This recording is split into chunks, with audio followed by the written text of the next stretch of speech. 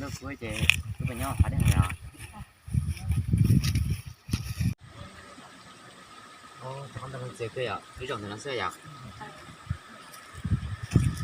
Chỉ dỗ cha, chỉ dỗ này rồi ăn rồi. Không đâu.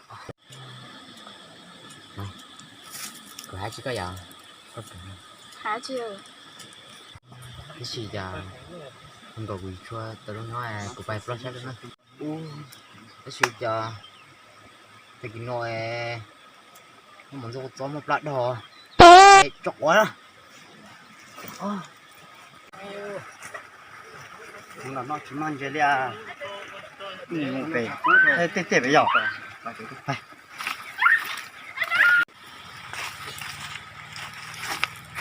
không chỉ nó chỉ mang lên á những cái nó chỉ tỏ lênคือlà lo phải tên nó chỉ đến một cái con lớn tiên chứ nó mỏ rồi xem sáng đến đó tiền là hay chỉ là tôi cái cái khóa hay á mà nhẹ lúc co thế này nhá tiền đâu chỉ đi tao xa nha cứ mua sắm để nó trên tao nấu sữa chỉ những cái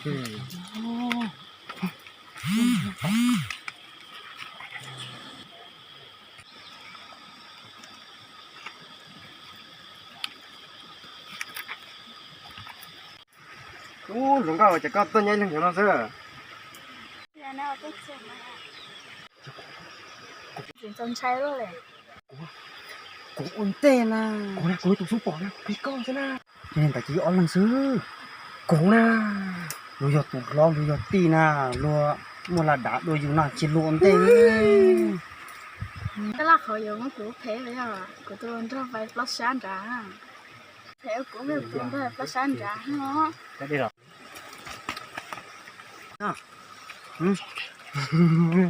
có tùy không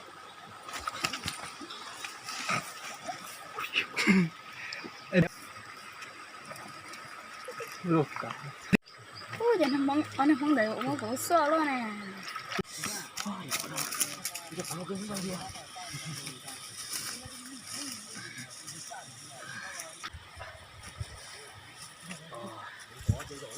Có ta sắm bay.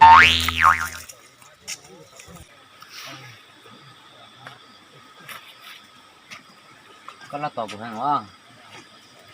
Em té cũng té quá liền.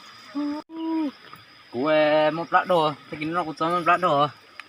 Ôi chà, có lạ luôn rồi có pư nó lo, cái nồi cái nồi nó có pư nó, cháu đừng pư đâu. Có ai muốn để mua tôi mua gỡ tôi của thể nó à. Chúng mình thấy ha, ông nhớ lên từ nè, chắc chỉ nhớ tàu của là cho á. Bay, bay chạy hơn nữa nè, sáng chín cửa hàng á, bay, nhớ nó, cá xíu rồi, mua.